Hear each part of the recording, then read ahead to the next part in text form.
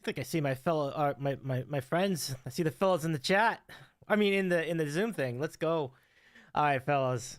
I'm glad you made it into the call early because I'm gonna play something for you one last time. Here we go. Get pumped. Here we go. Doc Rivers continues to time and time again not get it when it comes to getting. Oh! Let him play. Yeah, everybody have a show today. We had snow today, show today, show tomorrow. I don't know if you want that on your credit card bill.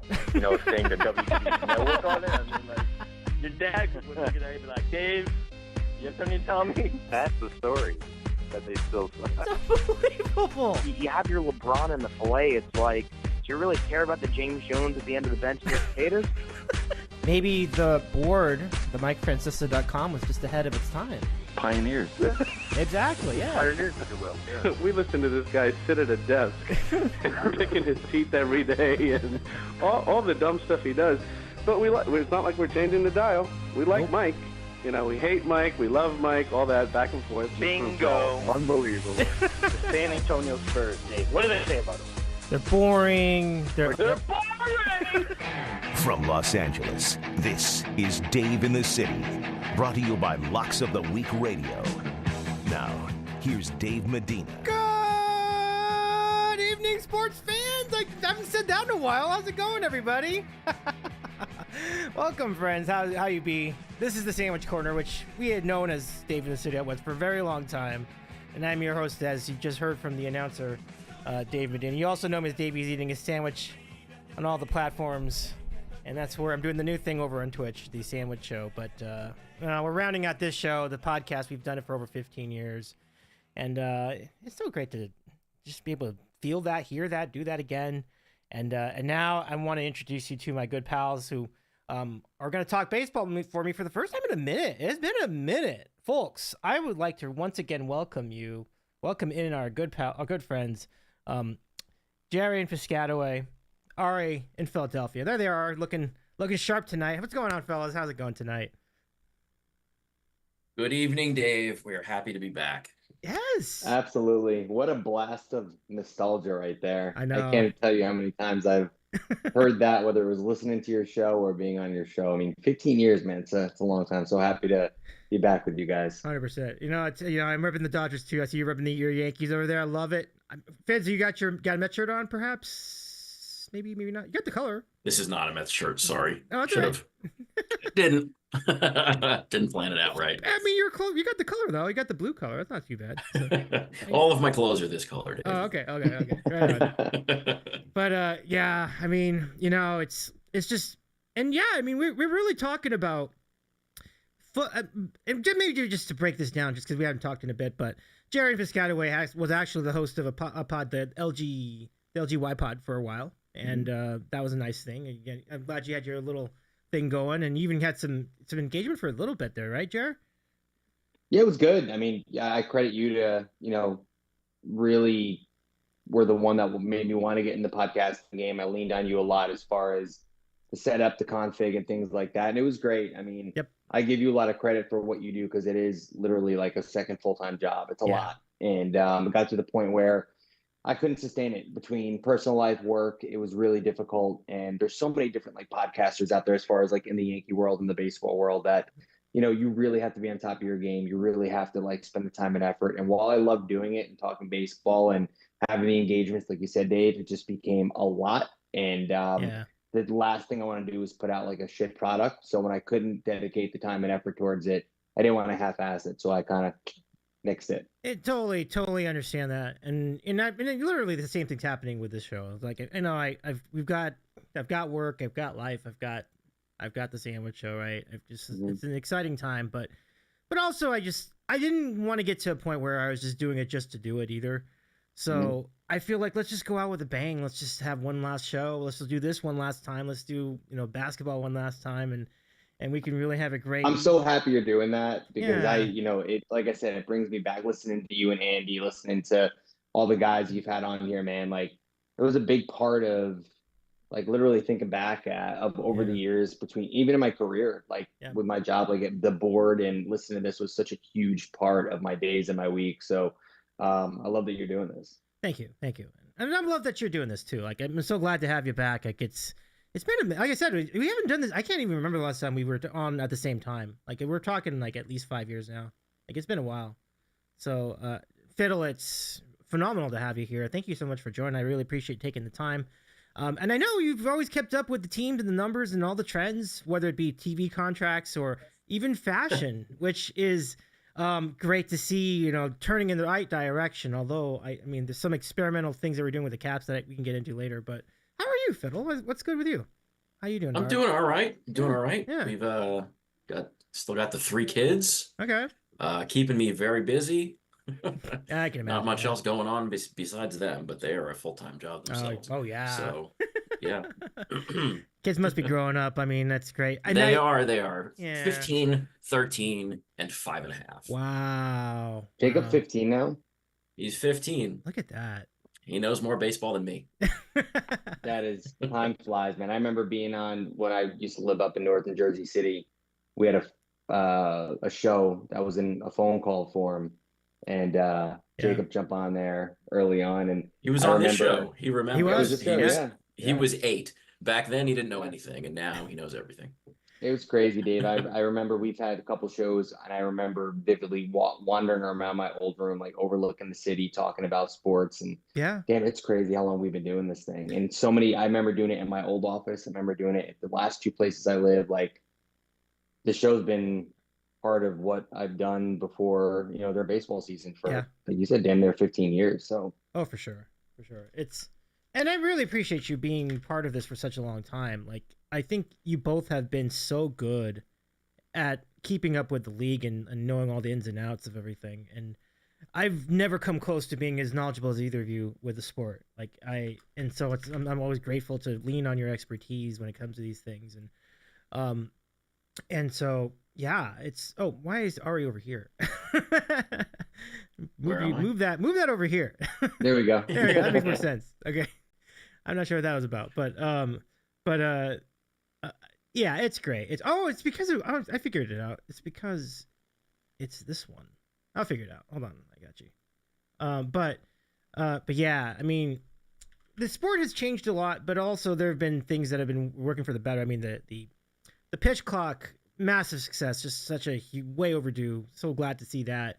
We don't even talk about the time of the game anymore. It's just back to being just a sport again, which is good. And you know, I can't really speak to whether the game is still like 3-2 outcomes at this point because I haven't noticed it as much. Maybe it just doesn't bother me as much. But like, if you can start with Ari, like, you know, if you think about like what the way that they're playing the game, I mean, is it still kind of? I mean, it's always based on numbers, which is fine. But I don't know. I think teams still. I still think now more than ever, these pitchers are trying to blow the hitters away. Yeah, that I can.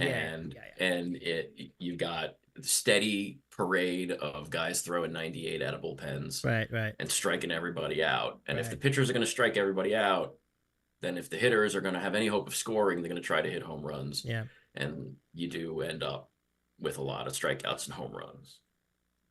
Yeah, I think the game used to be, you know, getting to the bullpen, right? And now it's a problem when you get in the bullpen because you got to, you know, a lot of these teams have a parade of guys coming out throwing 99 that are guys you might have never heard of before. Yeah. You know, come take them out throwing 99, 98. They said a lot of, you know, like Bid said, a lot of strikeouts, a lot of home runs. And, you know, I think the game is a lot of like on base percentage, homers, strikeouts. And that's kind of what it's been. And, you know, you see some teams try to build in a different way at times. And, you know, some of those teams, you know, when it comes to the postseason, it's difficult to score runs off, you know, the elite pitching if you're not hitting the ball out of the park. So, yeah. But I will just jump back on this before I forget. I got to give it to we got to just give it a TPW for all of us last year because we all had like really good seasons. Like, we did. Absolutely. I was so sure awesome. Did. And congratulations to you, Dave. I'm sure Thank you. You were enjoying that. So that must have been fun for you in the city. I mean, it was you know, crazy series, but must have been fun for you guys for sure. Yeah, it was impressive. Like the matchup was. I mean, congratulations, give yourself a hand too. Like honestly, the Yankees had a phenomenal season, and it's not like they're going anywhere. I think they're going to be just as good this year. They're going to be great. So, You know, I hope so. I'm sure we'll get into that. Yeah, we I will hope get into so. that. Yes, But we will. Yeah. yeah, I mean, it was. Yeah, I'm sure we'll get into all that, but the way that they just completely pissed down their leg during that World Series still haunts me to this day. But It's fair. It's fair. Yeah. it is what it is. Yeah. But same scenario with the Mets. It's like just the overall takeaway is very positive. It's really cool to see that them being relevant again and just inspiring people to be the root for the team. Like the way they came back against Milwaukee, for example, the way they came back against Atlanta, for the play-in game. It was just great. Like it was really. I think if anything, it was exciting, and it just kind of goes to show you that it ain't over till it's over. And Ari, I imagine. You're just like you're riveted during a lot of that in October. We were going very, very much going nuts in this house for sure. But yeah, I mean the difference between the Mets and what the Dodgers and Yankees did, the Mets were just a complete shock and a surprise. Like nobody went into the season thinking the Mets were doing anything. It was supposed to be like a bridge year to this year. They traded a bunch of guys at the end of 2023. With the thought that they're not going to really be in contention in 24 and then, retool for 25. And then they went on a magical run. It was really, really great. It reminded me a lot of 2017 for the Yankees. Yankees went in that year. They were coming off a really down year. And it was kind of let the kids play and see what happens. And they ended up being one game away from the World Series. And the Mets were almost there too, right? They were in the NLCS. So it reminded me a lot of that. And then we ended up getting Giancarlo Stanton in 2018, and then you guys end up getting Juan Soto at the end of this year. So I see some parallels there as well. I love that, Jer. Like it's kind of cool, and it sets up this year pretty well too. I mean, I have not been up to speed on injuries and so on, but I feel like the Mets could be pretty solid this year too. Ari, if you think about the ways that they could build off of what they did last year, do you think they have? Yeah. Oh, go ahead. Yeah, the injuries the injuries on both sides of New York have been pretty rough this March. They're pretty terrible for the Yankees and the Mets. I don't necessarily see it across the sport as much as it's those two teams just getting destroyed. The Mets lost Sean Manaea, though he should be back in a month. They lost Jeff McNeil. They lost Francisco Alvarez, their catcher, who's out for even longer. He has a broken bone in his catching hand, which is not good at all. Yeah. And he's having surgery on it, so that's not great. Brandon Nimmo has a slow start to the year. He did play the outfield today for the second time all spring, so hopefully he's ready for opening day. Injuries have hit hard, but you can't talk about the Mets without talking about Juan Soto, who they did not have last year when they went on this magical run. All right. So he is going to make up for a lot of other problems that they might have. Yeah. The starting pitching, I'm worried about. The bullpen, I think, looks good, and I think the lineup is one of the best in baseball in large part because of Juan Soto. Yeah, great call on that. I mean, the huge gap. I mean, Yankees. I mean, some of our Yankee fan friends, not gonna name names, but we were like, "Oh, it's not. No, it's not that big a deal. Yeah, they'll find out how much that's really worth." But in the inside, I'm pretty sure they're like, "Damn, we kind of let that one get away." Cap, I mean, when you were looking at their off season, did you feel like that could have been a possibility? I mean, not the Mets per se, but the idea that Soto would be on a different team. Yeah, I mean, I knew, getting him. I thought the best chance the Yankees had to retain him was to get him and have him here and see what it's like to be a Yankee, see what it's like to play in New York. I think that if he wasn't a Yankee, we didn't get him anyway, but I don't know if we would have been like, apparently the report that I had read is almost up until, I think that Saturday he made his decision. Wow. In the final hour. I think, a lot of the insiders and, even his own agent thought he was going to be a Yankee. So I thought that it could be a possibility. I was confident that the Yankees would, put up a competitive offer to keep him. And I thought if the money was close, he would stay here. And, it's been a nightmare off season for Yankee fans. To win a pennant, to have that historic duo of Judge and Soto, they put up numbers like Mantle and Maris. I mean, they were incredible, and everything that's transpired since then has just been a complete nightmare. Cole out for the year, our rookie of the year has a hurt lat. He's going to be out for months. You lose Juan Soto. It's just like one thing after the other this offseason. And it's just been, to be honest, like you guys know me, I count down the hours or the minutes till opening day. And while I'm still excited, this has been one that has a little bit of a damper on it. Losing Juan Soto is one thing. Losing Juan Soto across town, where he's going to be in our face for the next 15 years, definitely has a sting to it. And it's not necessarily a Yankees Mets thing. It's just that we're going to see and hear of him every day here in baseball season. And he was once a Yankee, and he helped us win a pennant for the first time since 2009. So the night that he signed, I'm telling you, I was so dejected. The Yankees plan B, well, I think they did maybe the best that they could based on what the available options are. It's very, very difficult to make up for what Juan Soto did last year. And, what everybody's saying, he's not worth $800 million. Who cares? I mean, it's Steve Cohen is not going to allow Juan Soto's contract to stop him from doing other things. So who cares? If he wins there, if he's able to win a championship there, who cares if he's worth $900 million, $1 billion, whatever it is? Like, who cares? And I think that a little bit of a difference there with the Yankees and the Mets, where I think that Juan Soto's contract might have stopped the Yankees from doing some things. Now, can't say to Steve Cohen, I'm not saying that he didn't go all in. I mean, you give somebody $800 million, that's going all in. But, he kind of drew a line as far as like the Bregman stuff and, kind of, put together a rotation that, passed on to Corbin Burns. Like when they got Juan Soto, I was like, oh, they're going to get Burns. They're going to get Bregman. They're going to put this super team together. Didn't happen, but they're still, in my opinion, a top 2 or 3 team in the NL. I think in the NL East, it's going to be them and the Braves. I think the Dodgers are still the cream of the crop there. But he put together a team that could win a World Series. And, who cares how much money you're giving some guy for sitting at a parade? Like, it doesn't matter.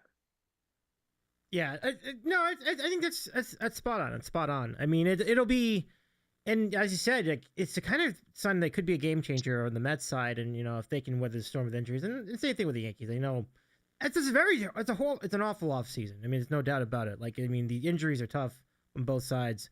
Hey, let me just give a shout to our friend Tommy. Tommy's in the chat. It says, "Good stuff, man." Welcome, Tommy. In the chat, good to see you. Tommy, hey, Tommy. Good to hear from you, man. Yeah. Like old times. Oh, yeah, for sure. Very excited to announce, by the way, we will have Tom and Andy on our next podcast, which is only a couple days. We're actually going to do that one. Can't wait for that. That'll be fun. So, but yeah, speaking on the scene, I mean, that pretty much gives you the picture of what's going to be at the top of the NL. In the AL, that could be an interesting story too. I think the Yankees are still going to be a pretty big favorite despite all the injuries, but there are a lot of good teams in the AL as well. And I'm kind of curious to see where you both are leaning for that pennant this year. We'll go back to Ari. What's your feel as far as the American League? The American League has a lot of teams that are very similar to each other. I think there's no Dodgers in the American League. There's no super team. Like the Yankees, all the problems that Jerry just told us about the Yankees are still, I think, a top 1-2 team in the American League because there isn't that super team in that league. There is just a lot of 86 to 91 win teams. The Yankees are right in that mix. I think the Astros are in that mix, Orioles, Red Sox, Rangers, all in that mix.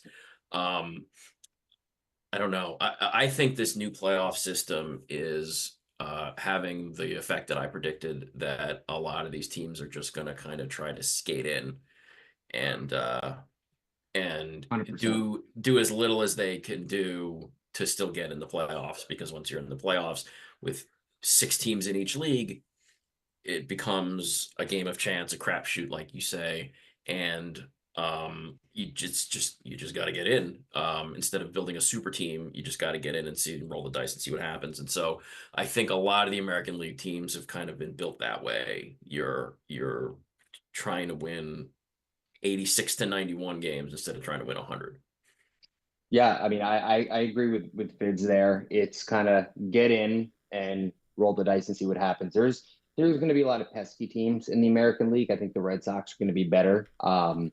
I think people are really overestimating where they're at right now, and maybe it's just me being a Yankee fan who has had those battles with the Red Sox for years. But I mean, they have supposedly a good farm system.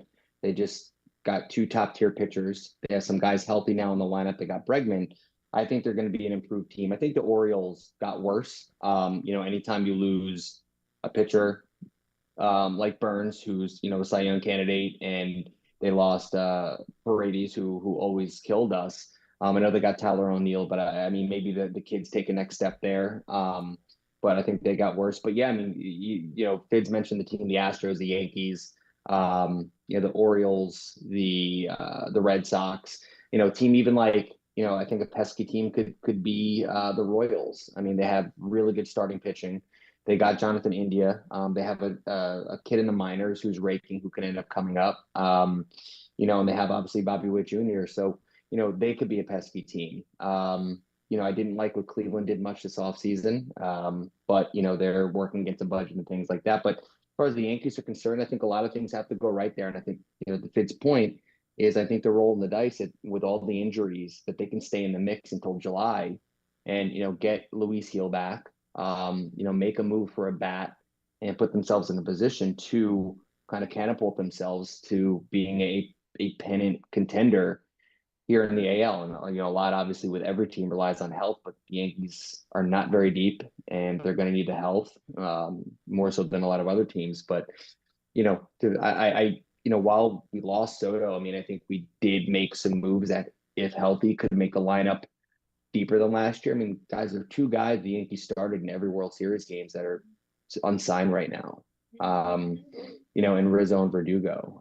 You replace those guys with Dominguez, who, if he sneezes in left field with the bat, like, he'll be better than Verdugo was. And then, Rizzo, I think you could put Jacob up and he could probably produce better than Rizzo did. So, those are 2 big improvements there, with Goldie replacing Rizzo and Dominguez in left. And I think Bellinger is a guy that can have a 30 home run season in Yankee Stadium, so he'll be solid. So I think while you might add some depth, you're still losing that star power and that threat in Soto. So Yep. They're going to need a lot of the kids to step up. They're going to need Volpe to step up. He's been a complete zero at the plate the last 2 years. So he's to beat those bust allegations. I think Wells is going to be good. So Jazz is there for a full year. So I think, for them to be, and I've said this, for them to be a legitimate contender in July, they're going to need a legitimate bat to put in the lineup. They have a hole at third base.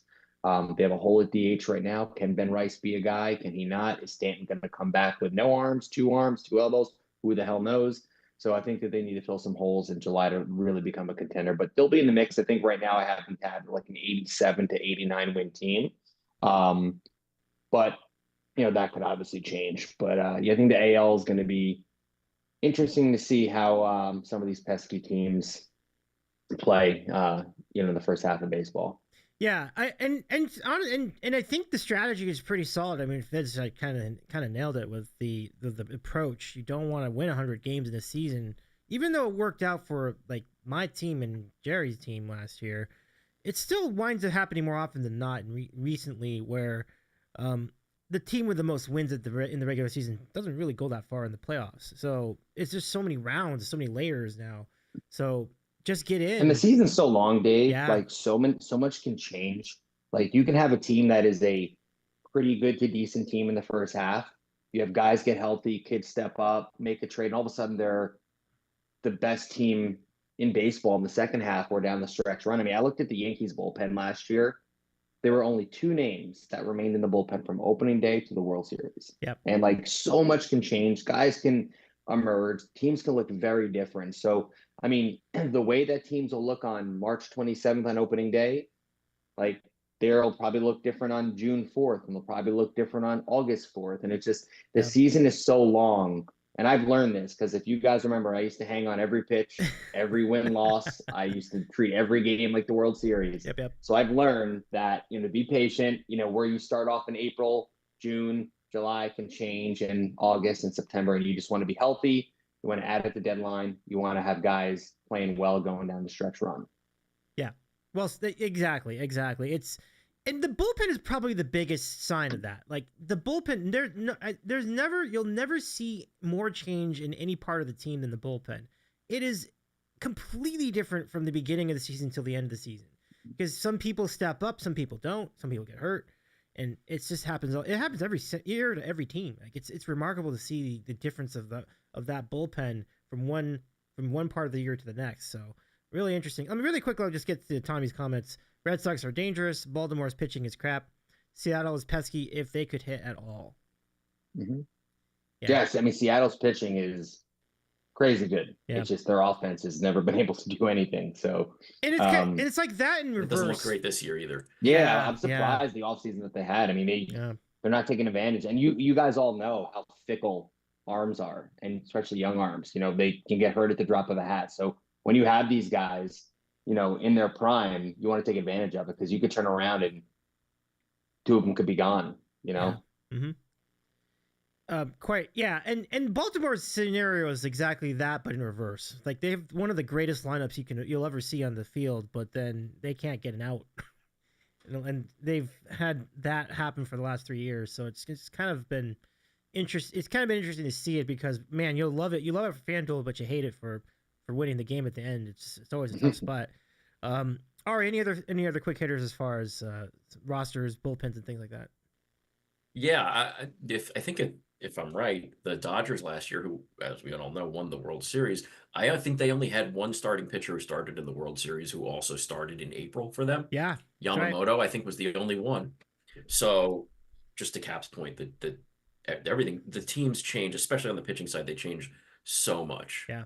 I'm looking at the FanGraphs. It wouldn't be me on a baseball podcast without mentioning FanGraphs. I'm looking at the projected win totals in the American League, and they have the Yankees as the best team with 86 wins, and then there's Red Sox 85, Rangers 84, Mariners 84, Astros 84, Twins 83, Orioles 83. It's all bunched up in that range. So someone's going to have to outperform what they're projected to do and also make big additions at the deadline in order to break out here. The halcyon days of the AL, when it used to be the Yankees predicted for 102 wins, Red Sox predicted for 100 wins. Days are over. 86 wins they haven't predicted for to win the East. That's crazy. I mean, I also think that, you know, while those projections are nice, there's so much that goes on in a baseball season. It's just 100%. It's hard to really, you know, predict, right? I mean, there's some things are easy. You know, the Dodgers are going to be good. I think the Mets are going to be good.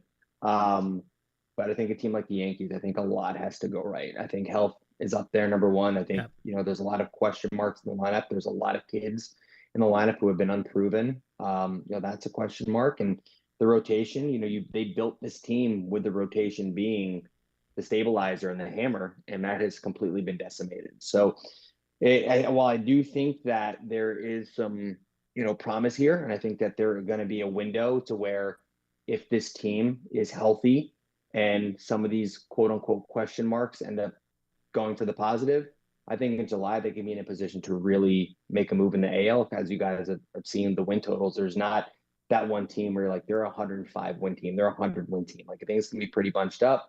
And that could probably go for any team, right? Like every team can put themselves in a position in July where they make that one or two moves to catapult them to the top of the AL. So that'll be interesting to see. 100%. Yeah, absolutely. And I'm excited to see, you know, who will emerge as the new teams. who will emerge as the new teams in either league, because we do tend to see these teams kind of rise, teams you have not, you know, you've not seen in the postseason in a while. Things like that. You mentioned the Royals. That'd be a pretty good surprise if they made it back into the show. The Tigers too last year. Yeah, Tigers. Yeah. Went on a late run. Mm-hmm. That's a good call. So I think the NL stacked. I think a lot of the NL teams are. I think you kind of know who the NL playoff teams are going to be, unless there's, like Dave said, that surprise contender. Yeah. But the NL is loaded. A lot of good teams. That is a gauntlet to get through. That's going to be a war this year. Yeah.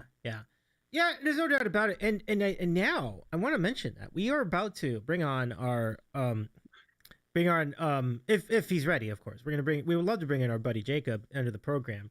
Look behind the curtain. He just knocked on the door. Is it now? Can we go on now? He's ready. He's ready? Okay, He's come ready. on in. Come on in, Jacob. Let me see if we can. I think he's going to join separately. Let me see. Okay. Oh, if that's true, let me go over here because I'm going to switch my scene. If it's going to be coming in separately, then we'll go to the other scene in OBS visually. So those of you listening to the podcast, let's see if I can make that happen. If not, okay. I'll just walk in Okay. here. We'll do it. Okay. We'll do it analog. I'll just sit here with me. Do it analog. That's pretty funny. But yeah, it's going to be great to hear from Jacob too. Like good times. I understand, and already mentioned, Okay. or maybe Here we Jerry. No, I think it was Ari that mentioned. Hold this. on. I got to disconnect my headphones. Okay. Because we got a guest. Okie doke.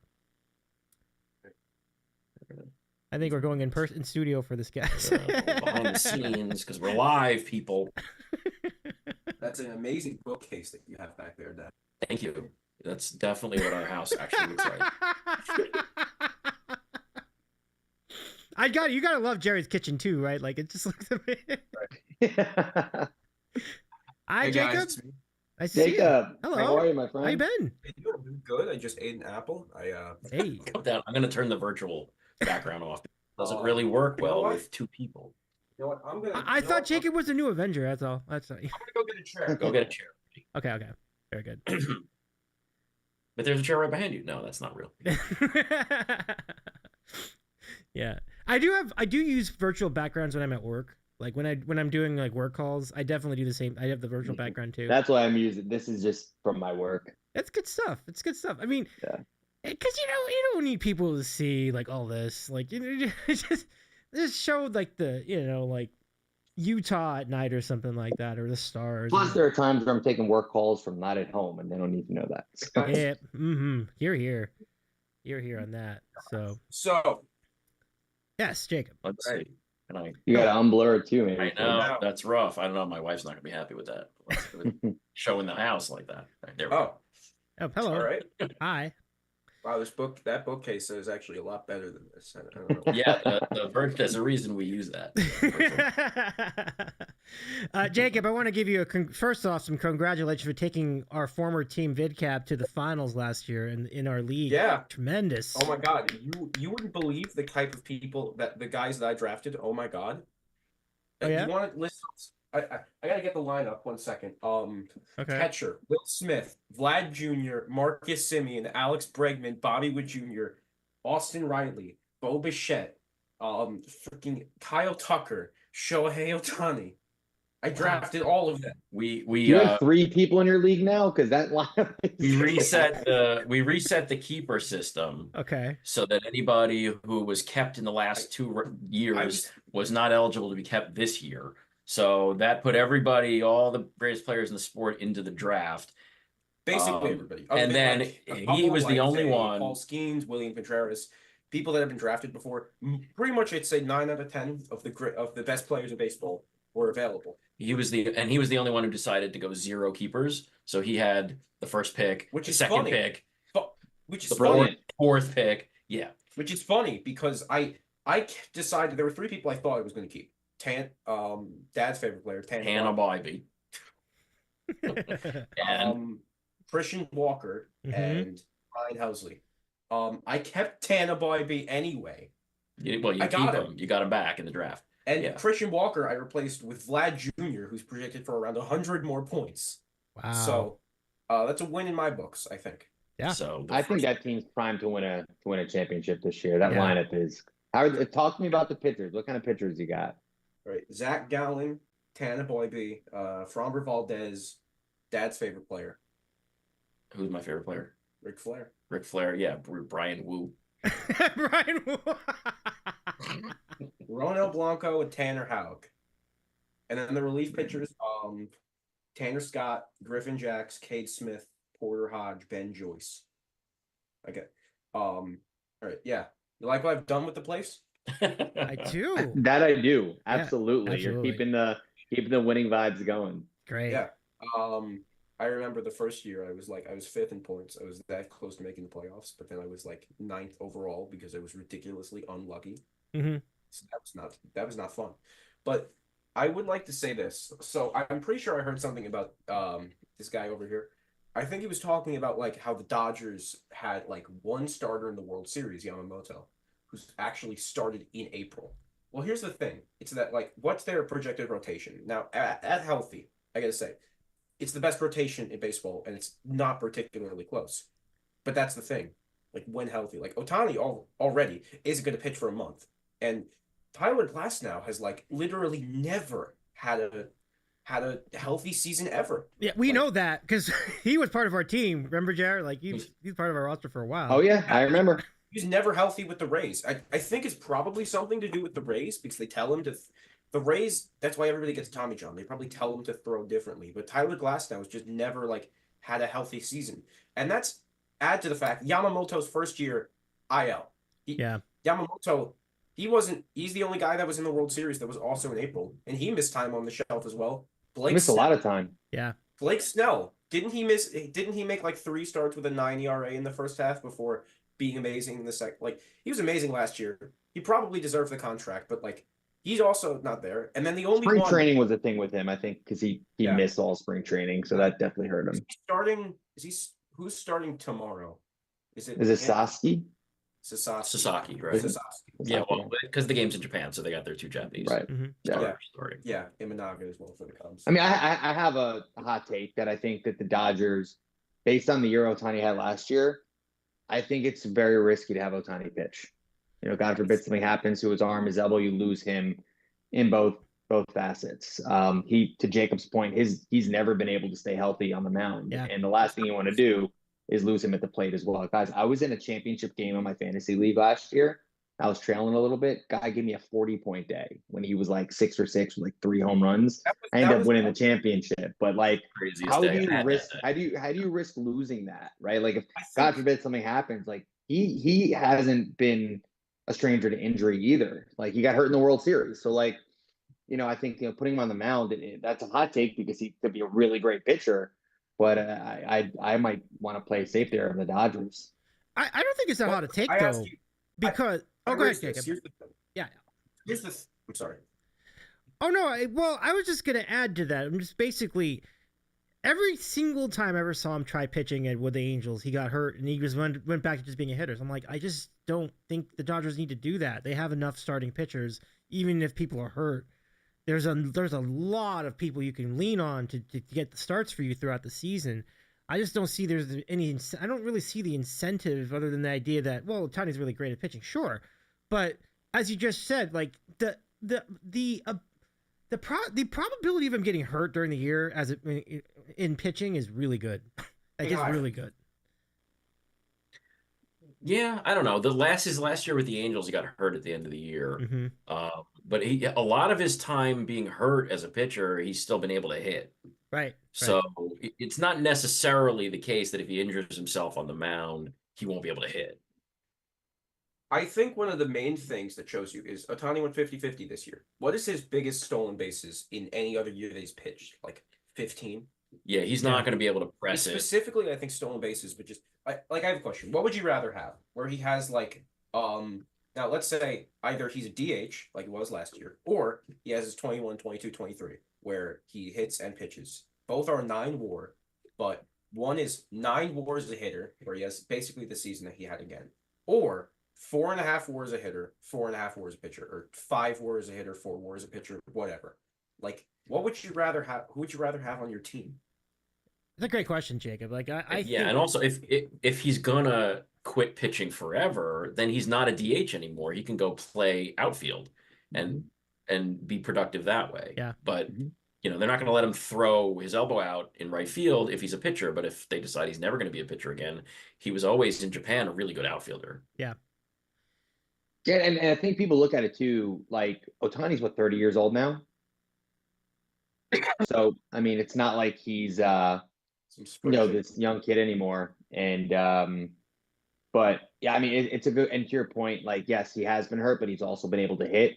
But there could be an injury with the arm that might affect his hitting, whether he's able to hit, but it still affects his hitting. That's a possibility as well. It's an interesting question. Do you want to have the dual threat? Do you want to have a 9 WAR season of him as a hitter pitcher, 9 WAR season of him as a batter?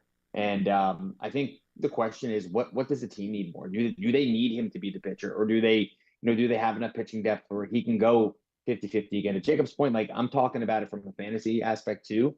Last year he was a cheat code. He went 50-50. In fantasy that is like gold. He is potentially going to be the number 1 pick this year, but if he's pitching, they're not going to have him stealing 50 bases. He pulled his shoulder out of his socket stealing base in the World Series. They're going to want to protect that. So It's going to be interesting to see the way that they handle this. I think any sign of injury, whether it's a shoulder fatigue, whether it's an arm, whatever it is, I think they pull the plug on that at some point. But that's just me. I would be really surprised if he went the entire season healthy as a pitcher, like meaning he would pitch the entire season as a starter. I would be. It just seems like the precedence seems to be more against that happening than for it happening. And to answer Jacob's question, I think I would still take the ceiling on him as a full-time hitter, like just going all out, being an outfielder. Because as you mentioned, his defense is great. Like he's very, very good as an outfielder, on top of everything else. So it's like I would love to explore that more, and then take your chances with everybody else in the rotation. I mean, Fids, if you were to play that, like what's your move there? Do you go on? Are you gonna take a chance with him as a pitcher too, or would you just go all the way with him being a batter? I think I'd let him pitch still because, he had a 9 WAR season last year, but that doesn't mean he's going to have a 9 WAR season again. Like he's done it once. You're not necessarily guaranteeing yourself that kind of production. Whereas if he's pitching and hitting, he could have a good season as a hitter and a good season as a pitcher and combine into the MVP. Whereas as a hitter, he'd have to have like, an otherworldly season, which he's only done once. Now, he did it. Your theory is he did it because he wasn't pitching, and that if he's not pitching again, he can do it again. But also, he's also getting older. So I don't, he's 31. Like Jerry said, how many more years does anybody have as a pitcher at 31? Anyway, so I would ride it out another couple of years as a pitcher because at some point I think he's not gonna be able to do it again at a high level just because of age. True. So I think that the thing is that like I would still obviously try him as a pitcher because I mean at the end of the day, what do you have to lose? Because last year he had a 9 WAR season as just a hitter, as just a DH no less. Like not just a hitter, 9 WAR season, just a DH. Like he had what -16. If he was an average defender, it would have been an 11 WAR season, right? Yeah. He had a -16 defensive value, and he still put up 9 WAR. Like, I'm pretty sure the second best is Edgar Martinez, who's like 3.5 WAR off. Like, it was insane the season he did last year. So imagine him with like outfield defense. But then again, is he ever going to do that again? I mean, I don't know. Maybe it's that he's not pitching, or maybe it's that the Dodgers hitting coaches are really good. At the end of the day, I don't know because I'm not Shohei. I'm not him. I'm not in his body. And like I'm sorry about that, but I'm not like You're fine. Carry on. I think overall that like that Shohei's ceiling as a hitter is bigger than his ceiling as a pitcher. But at the end of the day, you can't not try him as a pitcher because if he is, you're gonna get 21, 22, 23 Shohei Ohtani again, and that's more and like that's something that's been done since Babe Ruth. So. Yeah. Even if he isn't a pitcher, you have to still, I think, try with him because I don't think because what would be there be to lose? The only thing that you would lose, is him now becoming an outfielder. And yeah, he's probably not going to do the 2024 season he had at the plate again, but he's still going to be a very valuable outfielder, possibly more valuable than like several other outfielders, like even I don't know, Juan Soto, I dare say, even though I think it's probably maybe I don't know. You have to still try him as a pitcher. I wouldn't just not try. Another thing you could try is to try him as a relief pitcher. That I thought that's the road I thought they were going to go down initially with him after all the injuries. I thought they were going to bring him out of the bullpen, have him as a relief pitcher, and he has the stamina to go 2 innings, 3 innings, and I thought that they might do that as well. So that's a good call out. Well, wait a minute. How are they going to handle rehab? Yeah, the rule. Well, how would they handle like? You're warming up in the middle of the game. It's like logistically, it's a problem. Oh yeah, that's fair. Because I didn't think of that. How are they going to handle that? Because he has to be available to hit. Yeah, but like, how is he gonna? He can't just go to a AA game and throw like 2 or 3 innings. Like, how are they going to handle that? Oh, for when he's getting ready to pitch. Yeah, they'll probably do like simulated games. Is that going to affect him in any way? Because he's not going to have like spring training pitching outings. It could, yeah, very well could. Yeah, these are great angles for these great angles here. I mean, if you think too, to your point, Fids, where you said if he was just an average outfielder, he'd have 11 WAR year. Like if they did take him off the mound and put him in the outfield, he's still going to be a stolen base threat. He's still going to be able to really just focus on. And when you're pitching, as you know, it's another major part of your day, like every day, like whether it's getting your arm ready, rehabbing your body, preparing for your start, whatever it may be. That's a big part where if you're just an outfielder hitter, like you can kind of go through the same kind of processes on a day-to-day basis. If he's an average outfielder and he's able to put up like 40-40 season or, better, I mean, he might be able to put up more WAR doing that than if he was a pitcher and a hitter. Yeah. I mean, I'm not disagreeing with any of that. I think it's it's tough from the perspective of the Dodgers, who gave him all that money because he does both, just to have him literally never do both for the Dodgers. But so I think they're going to have to. You mean the $2 million a year he's making right now? Yeah. No, that's. I mean, they're going to eventually pay that money, but right now, obviously, it's a joke. Like how much of that was deferred. Isn't a third of their 2020 aren't they paying like $100 million in 2034 for players that are not going to be on their team? Yeah, a lot of deferred money. Yeah, you know what I hate? Something I hate more than anything in the world is that I think the people that say, "Oh my God, the Dodgers deferrals is so terrible," are the same people that turn around and go, "Ha ha, the Mets are still paying Bobby Bonilla $1,261,021." Like, right? Is it bad to do that, or is it good? Either. Yeah. So what is it? Is it either it's so good and it's so dominant that we need to make it illegal, right? Or every team could do it. What the Mets did with Bobby Bonilla. Right. The Mets are so stupid, laughable, but the Dodgers are so smart, and they're doing exactly the same thing. Yeah, it's literally the same thing. Probably even more because the Mets pay him $1 million, and Shohei Ohtani is going to get like $67 million. Yeah. I agree. It's got to be the silliest, most ridiculous, nonsensical meme ever now, because like, what's $1 million today? Like, who cares? Like, not the drop in the bucket for a lot of teams. I remember a friend asked me, if you had $1 million, would you buy the Mets? I'm like, $1 million doesn't even get you a crappy relief pitcher. You want me to buy the team with it? Am I buying the Marlins at like 1908? For $10 million, you can get a bunch of games on Roku on Sunday. Oh, that's so good. Yeah.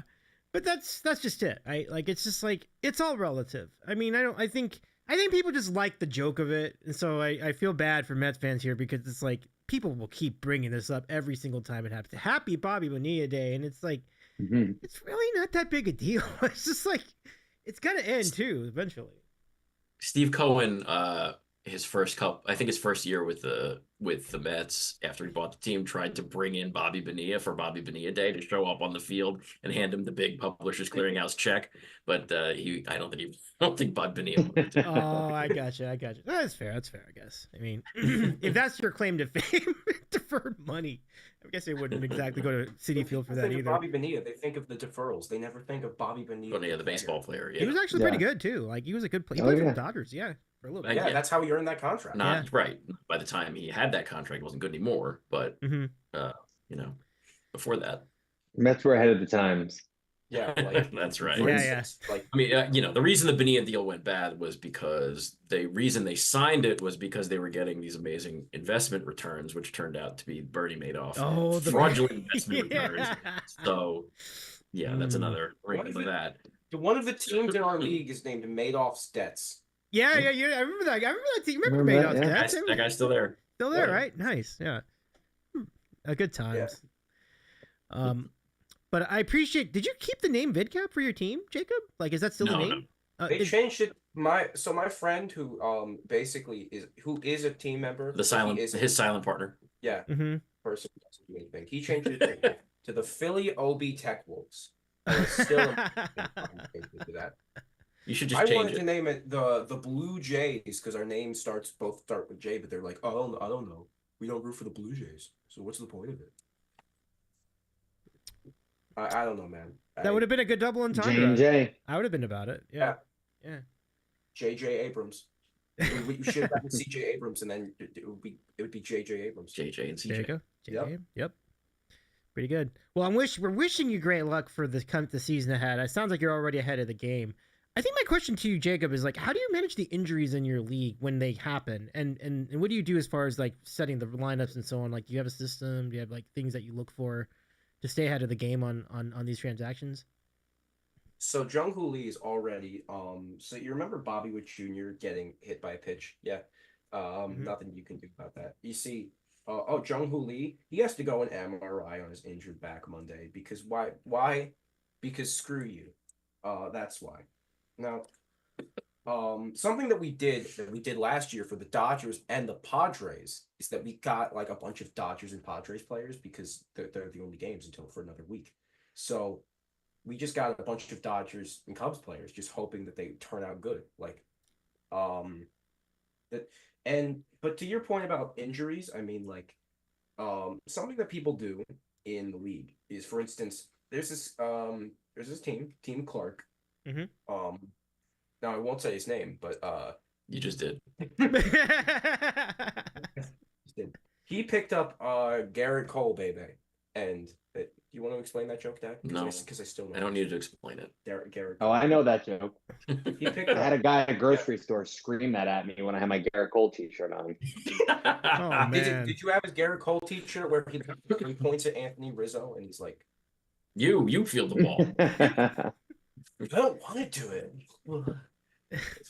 That's his last. That image still haunts me. That's So the last thing Garrett Cole's going to do on a field for 2 years. Yep. Yeah, that is. Oh man, that's a He bummer. probably needed like Anthony Rizzo too might never do anything after that either. He might never do it again. Do anything ever again. Alex Verdugo and out. I think I saw this thing. I can't even really disagree with it. Where Alex Verdugo and Anthony Rizzo were starting World Series games. Yeah. And now they can't find a job. Yeah, he said that Yeah. 30 minutes ago before you Yeah. joined. Yeah, Of that's course he right. Isn't Alex That's crazy. He's allergic to batting gloves, and Anthony Rizzo is allergic to running the baseball. Yeah, the number that blew my But- mind was with the Yankees last year. They did not have a home run from a first baseman See, after July why? 10th. Yeah, it's He insane. started John Birdie at first base in ALCS games. Yeah. Yep. Crazy. I don't even John think Birdie.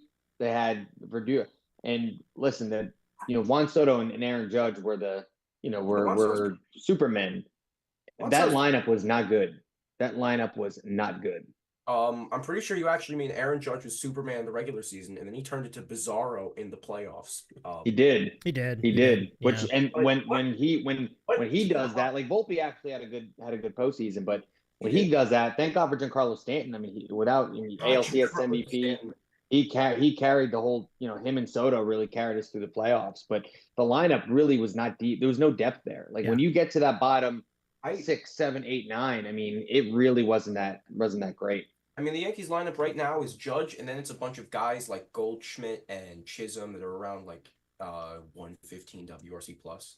And I think that the Yankees lineup could easily be good. And I think I have more confidence in it than the Mets rotation. But at the same time, like they might be the most volatile team. The Royals are definitely way more volatile because if Bobby Witt Jr. misses something, they're actually done. Yeah. But if the Yankees, like, I had this discussion with my dad the other day where it's like, if Aaron Judge is projected for 7 more, let's say he misses half the year, that's 3.5 more. So where do the Yankees rank? 9th. It's not amazing, and you certainly want more in terms of the payroll, but not the 9th best team makes the playoffs every time in the new format. So, like, am I worried about the Yankees? Like, of course I am after injuries, but I still think that the Yankees are going to be good. But I think that the rotation, or not the rotation, what did I say rotate? The division is in jeopardy because they probably play in the hardest division in the AL. Oh yeah, absolutely. Even the Rays that I haven't heard people talk about. And the idea that Rays will be pesky too. Oh, they always are. And the idea that the Red Sox are going to be making a little bit of a comeback this year, and I believe that you're all right about that. Just makes it that much tougher. Now, like not everybody now the entire division is going to be tough to beat because the Jays are still going to have their better batters.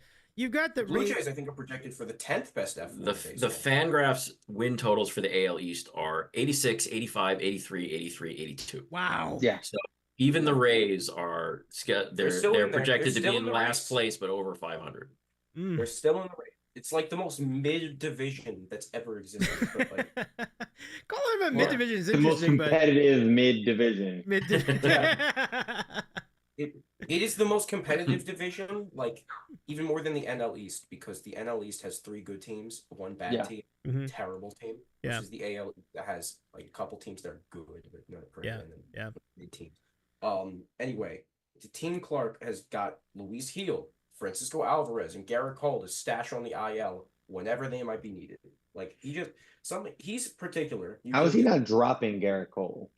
He's gonna. Well, no. What he did was he picked him up once Garrett Cole is IL eligible, you can pick him up and immediately IL him. Yeah, but nobody need that IL spot. Won't you need that IL spot during the season? You will. Like if you have an actual injured player, then you have to make a decision. But until then, yeah. Which I'm sure he'll have one. The entire season. Yeah, I mean, I dropped him in my keeper league. I was like, I'm not. He's going to be out for a year and a half. I mean, I had one, not just this year, 2 right? years of exactly. There's no reason. And then when he comes back, he'll be 36. And who knows anything? Well, Garrett Cole is projected for 341 points on fantasy. So you should they didn't change his projection. Yeah.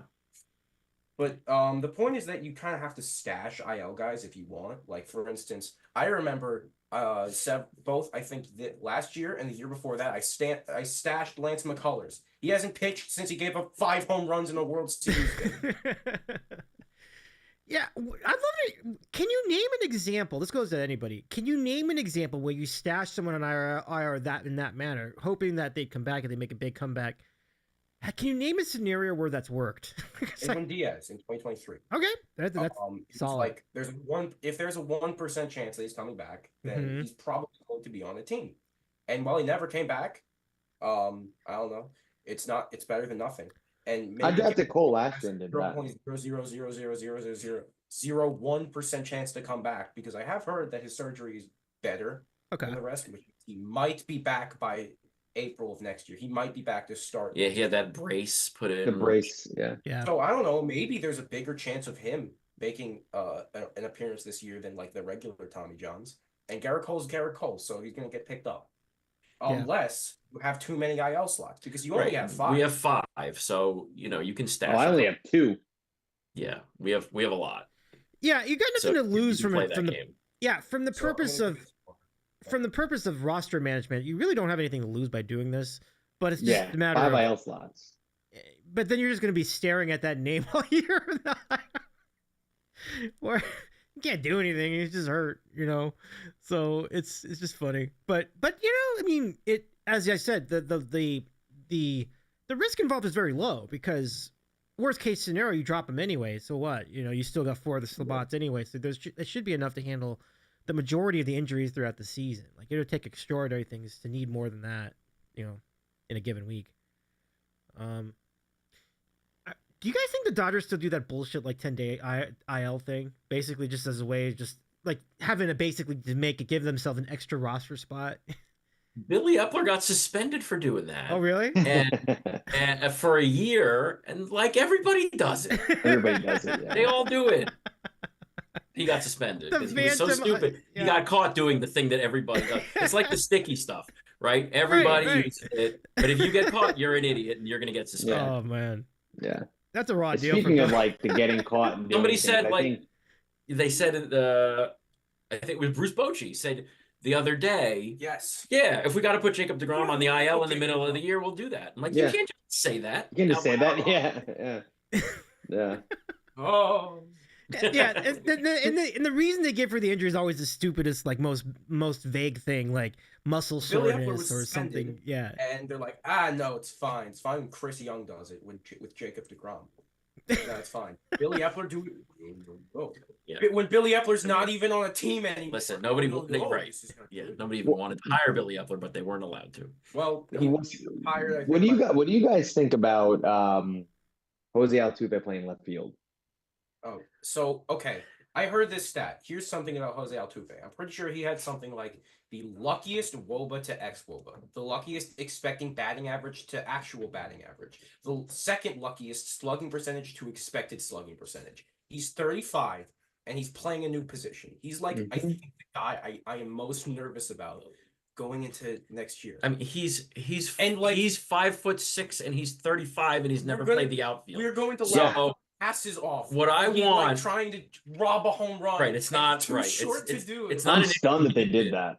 It's not an issue in Houston because they have that giant wall in the Crawford boxes, and you can't jump and rob home runs in Houston. But on the road, I really need at least a couple times to see him try to jump and grab something at the top of the fence and not. Yeah, that basically happened. I think a couple. I was going to happen the other day. I thought in spring training. Yeah, spring training. Yeah. So I'm just surprised. I don't understand. Their off season surprised me a lot. I mean, I understand that they probably were not going to re-sign Kyle Tucker.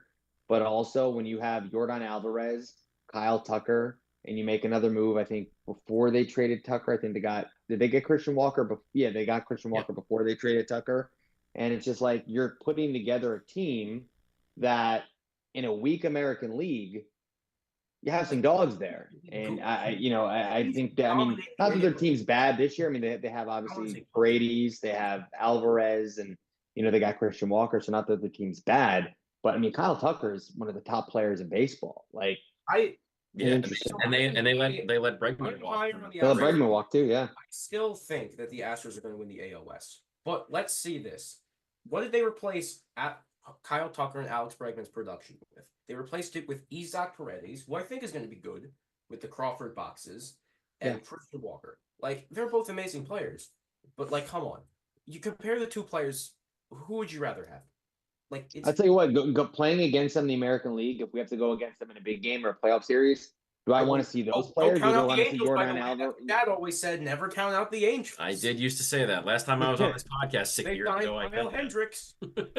God, they're I do remember. But do I want to see Tucker and Alvarez, or do I want to see Christian Walker, Isaac Paredes? Like, Tucker and Alvarez back-to-back's a nightmare. Yep. It's like that's not what you want to see. So, I mean, interesting offseason by them. I still think they're a good team. I agree with Jacob. I think they can definitely still win the West. I think there's talent there. But, again, their offseason was kind of interesting to me. The team that makes me the most mad is the Mariners. First of all, I'm a fan of the Seattle Mariners. That's a New York guy that was mad. And now I will always call them a video of a Yankee fan being mad. I also watched the John Boyce documentary about the Mariners. It was the greatest thing I've ever experienced. So I'm kind of root for the Mariners, even though Dad hates John Boyce because he hates fun, and he hates banana peels. So about the Mariners. So I think did you know anyway the scenario with the real right, exactly. So guess where the Mariners? So the Mariners, I think, struck out the most times in MLB history last year. Guess what their WRC plus ranked? 12th. They were 12th in WRC plus last year. Their ballpark, I don't think, gets enough flack. It's like the opposite of Coors Field. I think their pitching was good, but it was 7th. It wasn't the best team in base. Like, I think Luis Castillo had the same ERA plus as Luis Severino, and their ERAs were, I think, almost half a run different. Maybe I'm making the numbers up, but still, I think it's like their Mariner, the offseason was so disappointing because all they got was Donovan goddamn Solano. Like, are you kidding me? It's right there. The AL is so weak. The AL West is there for the and they just don't do it. They don't do it. It's so infuriating to me. Now, you can imagine that's frustrating for you, but imagine being a Mariner fan and having to deal with that. Yeah. Being a Mariners fan who's literally never even seen the team win a pennant, who's the only team that hasn't won a pennant in their entire history. Yep. And we stole their announcer. That's why John Boyce made a documentary about them, because they suck so bad. The message is that Mariners teach people to appreciate the little things because they're so bad. It's frustrating because they have the bones, right, to really make a good playoff team, but their GM or ownership or whoever can't seem to put the investments in that last piece. A bat. Dave's spot on. That's a rotation you do not want to see in October. Yeah, that is a dangerous rotation. They just decided no. Don't do enough to put them over the top. Yeah, like the White Sox made 0 moves this offseason, but they're the White Sox. They're terrible. Yeah. Not the same situation. Yeah. Yep. and that's the thing. I think with the AL West, it's a really unwatchable division for that exact reason. Yeah. It's like none of those teams are interesting. Like you can be bad, but you can be entertaining. The Astros have just gotten so much older. Yeah. There's not, like, to Dave's point, they're not like young play. Like, you look at the guy taking the ball on opening day for the White Sox, like, there's no young guys coming up that are waiting to develop, like, that are exciting to potentially watch and see. Like, there's nothing there. Yeah. Yeah. You know who's big? Sean Burke is opening them for the White Sox. Yeah. I don't even know who that is. I know. When I saw it announced, I was like, did they bring up a kid from the minors? Start opening day? Like, what's going on here? I think we don't need to ask the question of the White Sox trend because we've known the answer for a long time. No, it's been no for a very long time actually at this point. And it's crazy, Dave. Like, think about, it doesn't seem that long ago, but it actually was. Like, they had a team that was supposed to be set up to really win. They got Jimenez, they had Tim Anderson. Was that with La Russa? Like La Russa was managing back then, like that one year. I think it was the year before La Russa, and then they hired La Russa to try to take that team to the next level. I got my years correct, but they put together a team with Yoan Moncada. Like I said, who else did they trade for? It's that Andrew Benintendi. Andrew Benintendi. Yeah, I mean they tried to put the win now team together, and it felt like within a year they were dismantled and they sucked. I mean, they had Crochet. I mean, they had a good team back then. Could you imagine if the White Sox were that bad and they re-signed Jose Abreu? Could you imagine? Yeah. Rough. Yeah. I think the worst 4 players at one point were either Martin Maldonado, Tim Anderson, Jose Abreu, and then Andrew Benintendi. They were all players with connection to the White Sox, and they were all the 4 least valuable players at one point. I mean, if I remember, the Yankees and the White Sox played at that gimmicky game and Field of Dreams game. Field of Dreams game in Iowa. Yeah, and I mean their lineup then, I think back in 2021, they had Grindal, they had Abreu, they had Tim Anderson, they had Moncada, they had Luis Robert Jr. up. They had Rodon, they had Dylan Cease, they had Lance Lynn, who had a really good year. I mean, they had a team that you thought could contend, and within a matter of 9 months, man, that team was shit. They sold their soul to the devil, particularly Tim Anderson. He sold his soul to the devil for that game. I mean, their bullpen had Kimbrel, they had Hendricks, they had Crochet, that team had some dudes, and within a blink of an eye, they were done, and now they're one of the worst teams in the sport.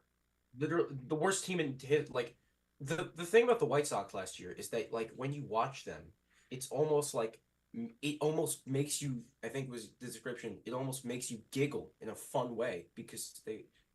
Even though I would root for the White Sox because they're a ridiculously terrible team with a tortured fan base and an awful owner that doesn't give a crap about winning, who's 90 years old and has geriatrics and probably has to have helpers help him, go to the bathroom, and every pee is poop time. I didn't know about this. Dave's learning. Detailed article I gave. Was there some story about this? Are you going somewhere with that? Or what? Yes, I am. The point is, the Whites every poo is pee time. Okay, Batman. But not every pee is poo time. Huh? Everything about that one, Mr. Batman. Oh, okay. But I think the White Sox were so bad, it just makes you laugh. Yeah. Even if you aren't a White Sox hater, it just makes you laugh. I watched the White Sox for a little bit, and it was kind of funny. It was hilarious seeing them just constantly break a record that hasn't been broken since the '62 Mets. And they're so much worse than everybody else that they distort teams' records of the teams that matter. Yeah. That's true. The Royals were, I think it was 10-1 against the White Sox and 500 against the rest of baseball. Yeah. They went to the playoffs. It's true. And Cleveland did too, right? The Guardians were in the. Cleveland actually didn't. They were 8-5. They were only 8-5. Yeah. Okay. But it was both the Twins, who collapsed, and the Tigers that also benefited massively from the White Sox being in there.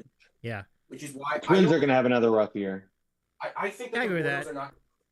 I don't think the Royals are going to be as good as they were last year again because I think the White Sox are going to be better, and also they're one Bobby Witt Jr. Jacob, I should hope they're going to be better. They said like it's pretty much like a record, all-time record for worst number of losses in the season. Over under they can only go up. the over-under for them is 53.5 wins, but that means that they improve. Yeah, like, they have to be better than right. 41 and 121, but that means they have to improve by 13 wins. Yeah. Do you think that they can improve by 13 wins? Fangraphs has them at 63. I think they can improve by 13 wins. 22 wins more. There were some of those games that were extraordinary in the way they blew those games. Like, there were some really wicked things happening in some of those games last year. So there was one point their run differential last year was negative 306. Oh. Yeah, that's I hard think to there do. was a point where they had more blown saves than they had wins. They had 19 blown saves, 18 wins. They lost 21 in a row. You remember that? Yeah. Yep, I remember that. I remember that for sure. Second worst team was the Rockies, negative 247. So 60 runs worse than the second worst team. Ooh. Yeah, there were definitely moments throughout that season where you look at team. I was going to pick on the Angels for a little bit of this podcast. I'm like, you think, oh, the Angels stink. They can't run out of they can't hit ball out of the infield to save their lives. And like you think that team's bad, and then you see them play the White Sox. Yeah. Yeah. I think they have The Angels have been assembling an all-star team from 2019. Yes. Yeah. Anderson, Mike Trout. I think I saw this. Speaking of the Joker with the every poo-poo is pee-pee time. I'm pretty sure I saw a meme. Or I actually created a meme where it was the scene from The Dark Knight where he says "hit me," and it was Anthony Rendon to his wife after he found out spring training had started. Ouch! Ouch! Yeah. Ouch! Yeah, because that guy does not like playing. He does not. No. He does not like playing. I mean, I think the day he's looking forward to the most I is think they should angle a rebuild for like after 2027 because that's the point. Yeah. Because this year and the next year are the final years of the Anthony Rendon contract. That's $34 million off the books. They still have it's done. Still have Trout. Yeah. Yeah. On the field. So it is. we're kind of jumping around the AL. Let me ask. I would love to get I've always talked to Jerry and Ari about these things, but Jacob, I'd love to get your take on this, a fresh set of ears on this subject. Do you think Mike Trout has regrets about not trying to get out of there, or trying to get a trade, or trying to work himself into a better situation, and just hanging out and just soaking in this contract with the Angels? And now it's not even. Now he can't even play. Like he's been hurt for a lot of the last couple of years. So, do you feel like he would have done it again if he had the opportunity to? Wait, get injured? Would he have not signed an extension and gone into free agency and signed somewhere else? I think that there are where he says, I don't want to leave. But I think that at the same time, you could have the perspective of, I don't want to leave Anaheim. I want to be the best Angel of all time. And also be like, I got to win, man. Like, even if he was traded to the Dodgers and he won and he was on a World Series winning team, he would have been injured by May and then never came back. I drafted Mike fucking Trout. Hey, Careful. I drafted him. He was like the first guy I drafted, and he was injured within a month. The last time Mike Trout played 150 games was, I think it was, 150 was, let me see, games was 2016. He played 159 games. After that, his next big chunk was 140 in 2018. And then after that, it's been 130, 53, 36, 119, 82, 29. 2016 was the last time he played 150 games. Junior in a way, but at the same time, yeah. Like right now, he's better than Griffey ever was with the Reds. He did play 53 games in 2020 when there were only 60 games. Yeah. That's fair. That's fair. That's fair. Doesn't count, right, Dave? 2020 doesn't count. Well, I don't. Let's not get into that. You're good. You're good with that now. You won again. I will gladly count that, but I'm biased. Okay. You don't have to worry about the 2020 stuff. Not anymore. Yeah. That's so funny. What a wild time that was, though, right? Like, I mean, I think we did do a podcast or two during that year, and we did. A 60-game season. The FanDuels were pretty bananas. You know that DJ LeMahieu hit 364 in 2020? Yeah. He earned a I think Luke Voigt was like the home run leader in the AL in 2020. Like, that's crazy. It's crazy. Oh, Dom Smith. Dominic Smith had a Dom 600 Smith for the Mets. Oh, you remember the 2020 Mets? You remember that video I showed you? I remember a had Met like hitting a top 10 walk-off in WRC Yankee plus Stadium. all time, but they were so 2020. bad clutch situations. They missed the playoffs. Mm. They were so unlucky. They were so terrible that they missed the playoffs, even though I think they had the 6th greatest WRC plus in MLB history at the time. Biz, do you remember that 2020? It might be the Yankees starting DH. Who knows? Yeah, Wait. the Mets. Somehow everybody made the playoffs except the Mets. No, but do you remember when the Mets walked Freaking off Marlins made in the playoffs Yankee last Stadium? year. And they had half of their roster gone. Yeah, well, that's Oh, a that's weird right. schedule. They there. Yeah. walked off at Yankee Stadium because of the way the scenarios and the COVID or whatever else. That was a weird. Yes. I forgot about that. Like they, And the person that hit the walk-off was Ahmed Rosario. There's no fan. You're right. 'cause No there's fans. No fans. Yeah. no fans. Yeah. They're all the cutouts. They had fake and they fans. hit a walk up in Yankee Stadium. That year was absolutely absurd. I remember, Yeah. like, you'd have to, whether it was a fan, because I was my fantasy baseball league went on for like an abbreviated time there, and you have to wake up and wonder who's going to have COVID, who's going to miss 2 weeks. Yeah. Like it The was, Astros- it was crazy. Can you imagine if the Astros had actual crowds in 2020? They would have gotten booed into oblivion. They already did that. They escaped. That makes me also Well, upset. that was what their They were punishment was going to be. If you Yeah. remember, Yeah. Manfred had basically said whoever got fired, whoever got jettisoned as far as the front office, basically the players are going to have to face the music in 2020. And guess what? They never faced the music. Never did. Right. Whoever got suspended for a season, they only got suspended for a fake season. Exactly. And then when crowds came back in 2021, because that was an opening day, it was 30% capacity. Like they didn't really get the wrath because a year and a half had went on. Then there was a lot more things going on in the world. Like they never really got what they had coming to them. About 5 years removed from the actual scandal, which They were was like, like 2017. Yeah. Yeah. It's so Like that. disappointing because, and that's why. I mean, I don't know. I don't even want to get into Manfred because that's just gonna make me mad now. Because but Same. Manfred's gone in 5 years. We're this close. we can only Not hope. gonna happen in 5 years. Yeah, but seriously, it's like your punishment is we're not gonna do anything serious to you. We're gonna let the fans handle. Like, what is that? Like, Yeah. what is that as a direction? Well, he gave the entire I don't Players think you can Association strip the immunity so that they would testify. I don't think you can strip So- the World Series for the Astros because half the players were pitchers who did literally nothing wrong. Well, you're not gonna change what happened, but Yeah, Right. you can't do that. no matter what, even if they had a ceremony where they I heard a comment where it's like they should have had a ceremony in opening day 2020 if there were fans, where they instead of giving the rings to the Dodgers, they take the rings away from them. But even if they did that, nothing changed.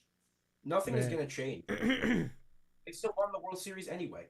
Nothing changes that. Yeah, and it's kind of like this. It's kind of a similar scenario with college sports because you can say can't say that we're gonna tell you that this doesn't count, but you still back then it did. You know what I mean? Like you can't Yeah, it happened.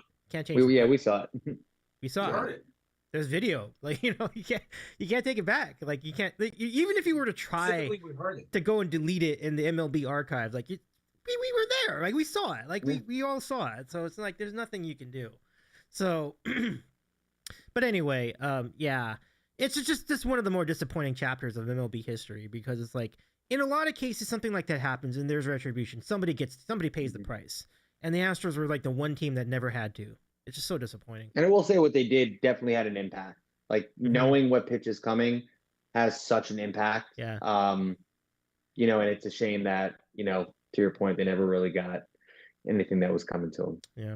So is this our first podcast since the pandemic? Like as a group? Because I've had you on for a couple times, but I don't remember. It might be.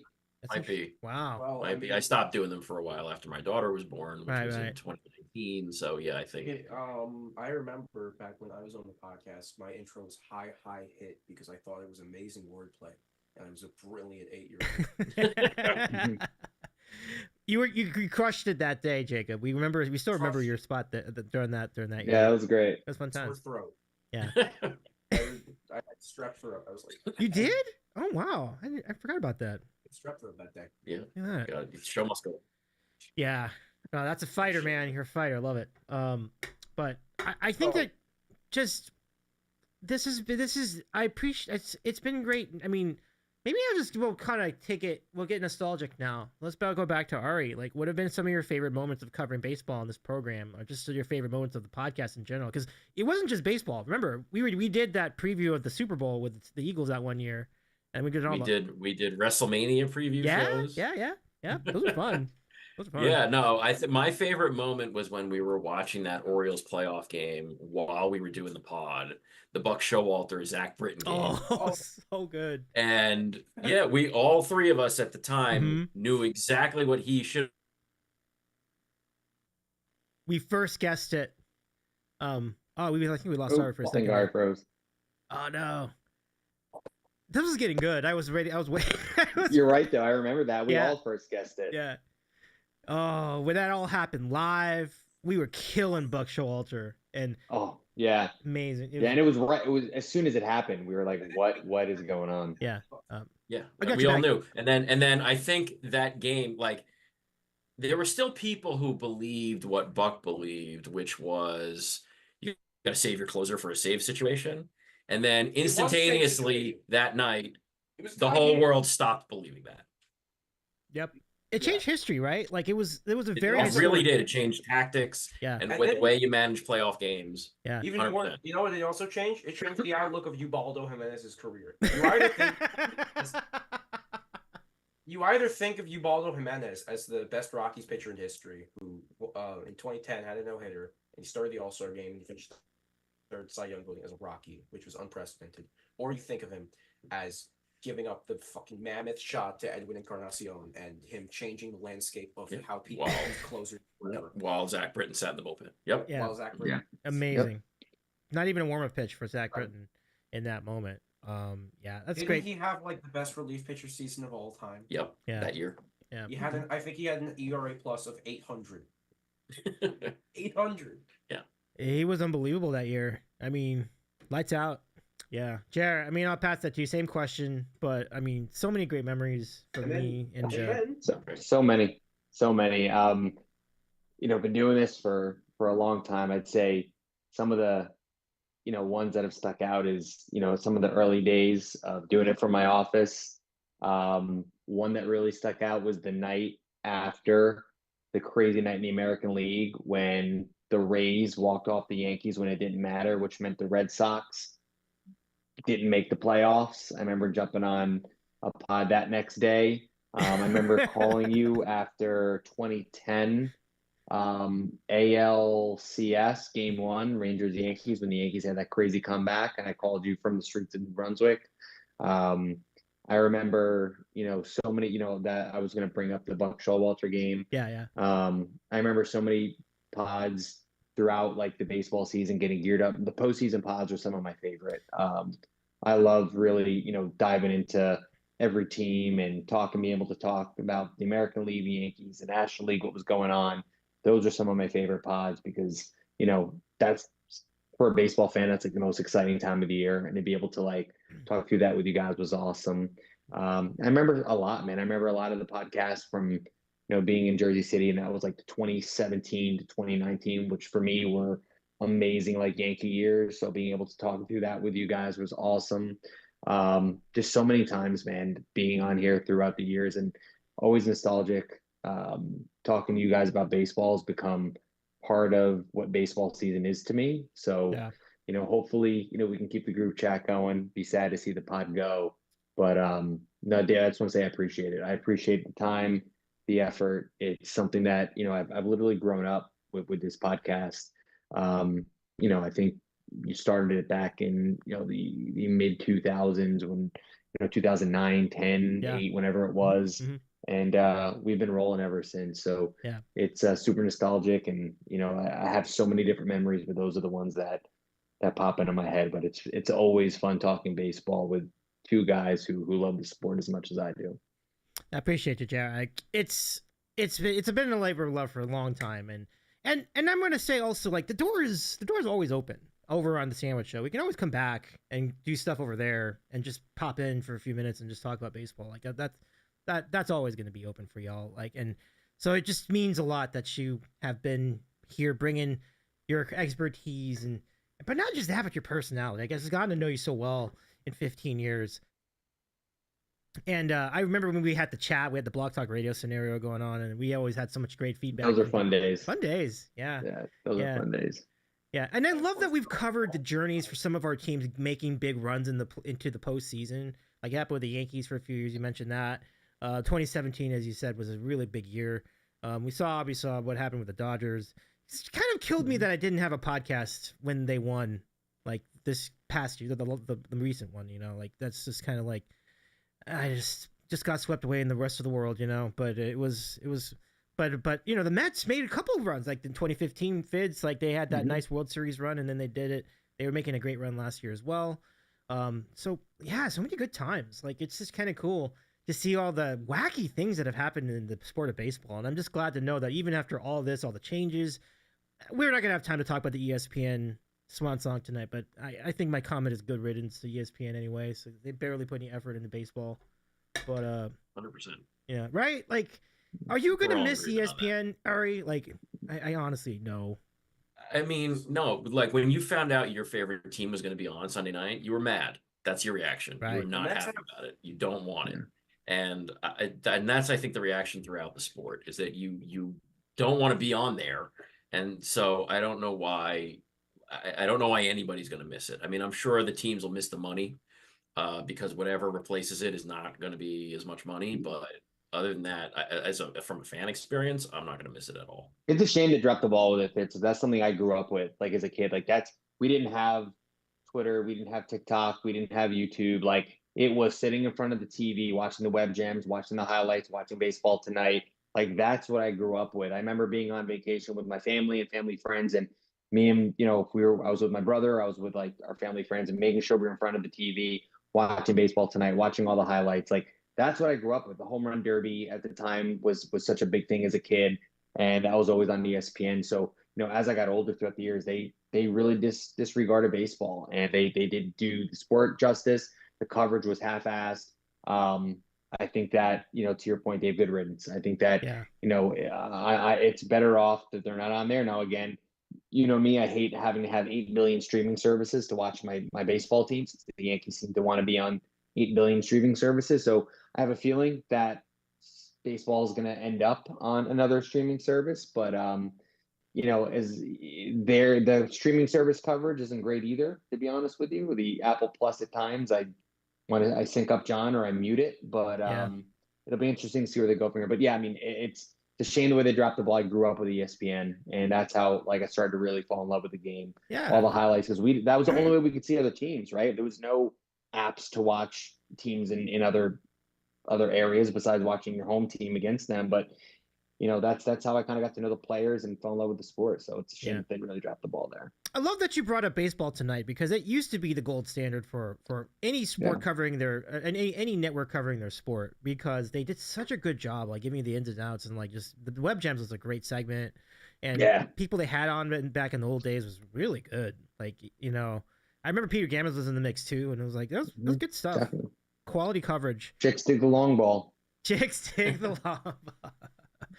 Yeah. And I mean, could you make the point, and this is the irony of this, because I was going to say MLB Network stole their thunder, but I haven't had MLB Network for over a year now. So like, I don't even get that. So it's like, well, now what? Like, what's my thing? How am I going to keep up with the game? Right. Like there's the 10-minute highlight videos in the MLB app. Yeah. But, like, it's a different experience when it's not live and you just kind of popping it up when you're popping it up.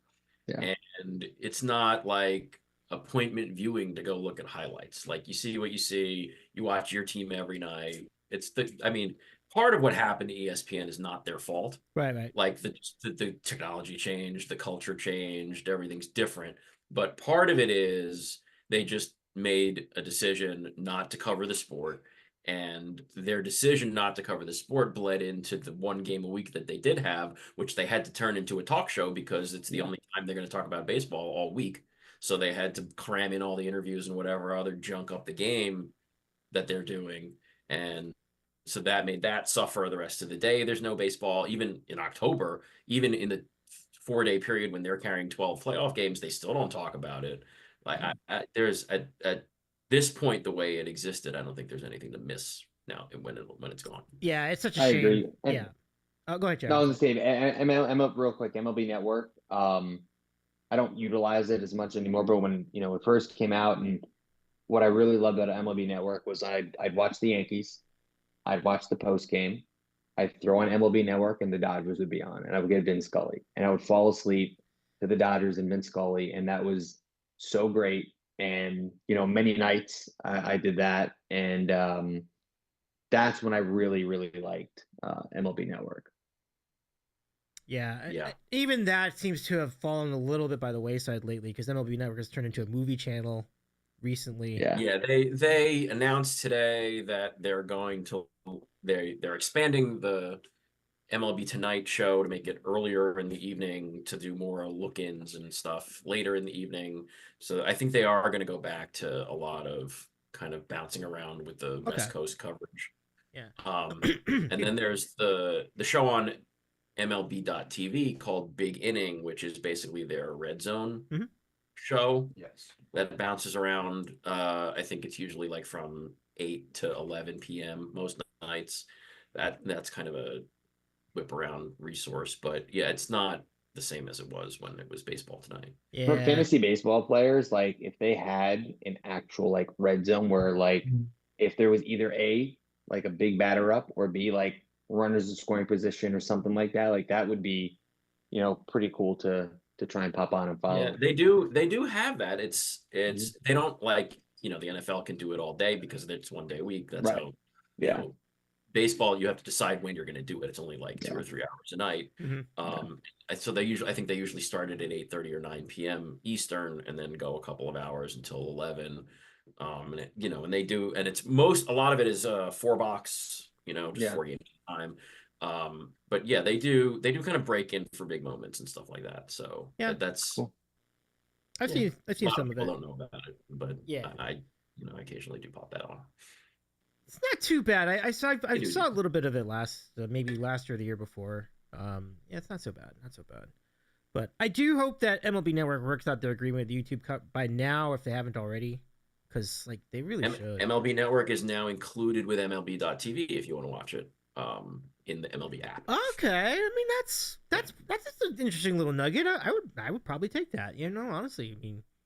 Now, a caveat though, I think it might not work on TVs. Like it only works mobile. Oh, okay. I might still do it because like I can use it. I can put it on the iPad then. I guess if it really came to that, I could probably do that. So, it's better than nothing, I guess. But it's just weird because like you could have had it all on YouTube TV, and you could have done the 4-screen like you do with the basketball. Like that would have been pretty cool. But I guess you still could with the app, right? Like on the Apple TV app, you can do at least 2 games, maybe 4 or 3. Well, we did 3 last year, which is a big step up from 2.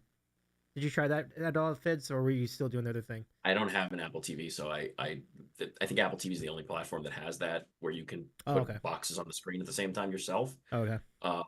Yeah. So the show, the Whip Around show, Big Inning is the name of it. Mm-hmm. They do the 4-box, but it's not you picking the games; it's them picking the games. Yeah, and I mean, there would only be so many games on it at a given time anyway, so that doesn't seem like a bad idea. That's a pretty good setup too. So, nice. Let's see, we're halfway through March, right? I don't suppose either of you have plans to go to spring training. Not this year. Yeah. This year, not this year. I gave it some thought, but I decided against it. Yeah. A lot going on. Maybe next year. Yeah. See how the off season goes. This off season, I really didn't have any desire. I was so dejected. I totally understand. But it's funny, because you're looking at the future home of the Tampa Bay Rays too, right? Yeah, exactly. Which is crazy. Crazy. That's great. They could play in the Buccaneer Stadium and have it 1,000 feet down the line. Yeah, the Savannah Bananas are playing in the Buccaneer Stadium this weekend. So. Oh wow. Yeah. They're probably gonna get it. They sold it out already. Yeah. They sold it out? I wouldn't be surprised. Yeah, they sold it out. The banana tickets are huge. Yeah, absolutely. Dad tweeted, look, a baseball stadium in Tampa. Yeah, it would be the Polo Grounds. Yeah, the dimensions leave a little bit to be desired. Into the strats. Raymond James, it's like 200 down one line and 500 down the other line. It's not great. It's a little bit like I had 2 inside the park home runs off of you in Polo Grounds. That'd be so wild. Yeah. But it would just add to like the lore of the Savannah Bananas, though. So I'm all about it. Let's just. That would be a Savannah Bananas thing to have a thing that's 500. That's what they're doing literally right now. Yeah. They're on. Their bananas are huge. They are. Yeah. They are. I will. Hey, kid. Good stuff. Good times. Well, I think that's all I've got, fellas. Thank you. Thank you so much for tonight, but also thank you for all the years. Thank you so much for setting this up again. Absolutely. For one last time. Thank you for letting me participate. Jacob, absolutely. You're phenomenal, Jacob. Thank you so much for stopping by, too. Yeah. And good luck to your team this year. Oh, sorry. Whether it's the Blue Jays or the Storm and Jays. There you are. I see you. But best of luck to your team this year as well, your fantasy team, with your co-op, with your silent partner. Jer, you're the man. It's good to see you again. Best wishes as you're in your year ahead, and I hope we have a good. Hope it's a good. You too, Dave. Thanks. It's been great. It's been a great run. Yeah. Excited to like you said, the door's not closed. We'll continue to talk baseball and good luck to both you guys and your teams. Stay healthy, enjoy the season, and I'm sure we'll be chatting. For sure. Definitely. We might be looking at an NLCS matchup right here again. So there you go. Oh. It was last year. I wouldn't rule it out. Metsies could definitely have that. Could get there if the injuries turn around, So for sure. Yeah. We got my fingers crossed. All right, guys. Take it easy, fellas. We'll be in touch. Enjoy the season. Thank you. Thanks. Bye, everyone. Bye, Ari. Bye, Jacob. Bye, Jer. Oh, that was great. That felt great. It's good times. I appreciate everybody doing that again one last time.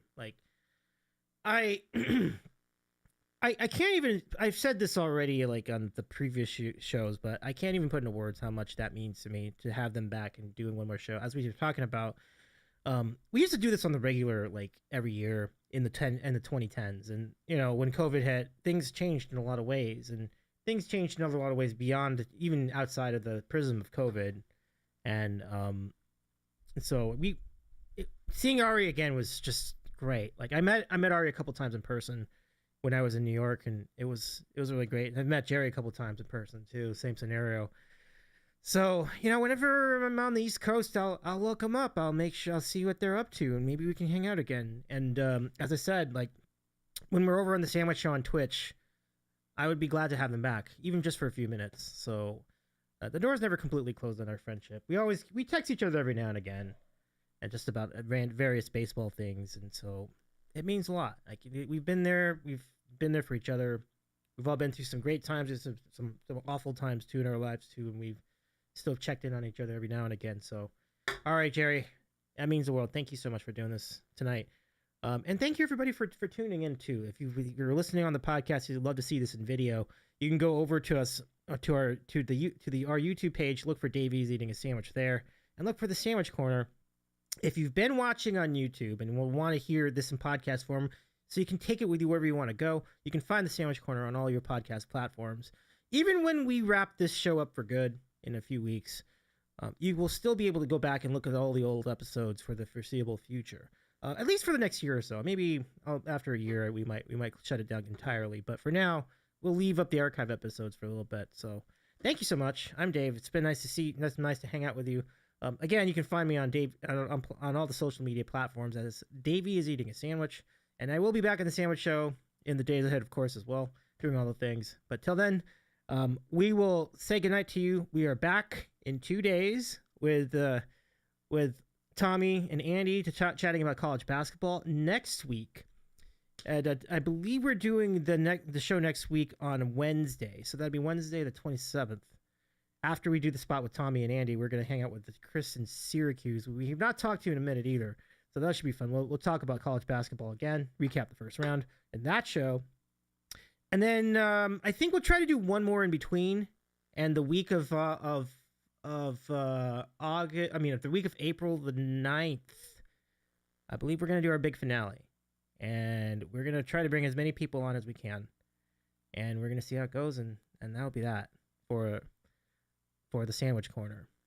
So, but it's still a lot to happen between now and then. So we'll say goodnight for now. Thank you so much for tuning in, everybody. Take care. Have a good rest of your night, and we'll see you next time.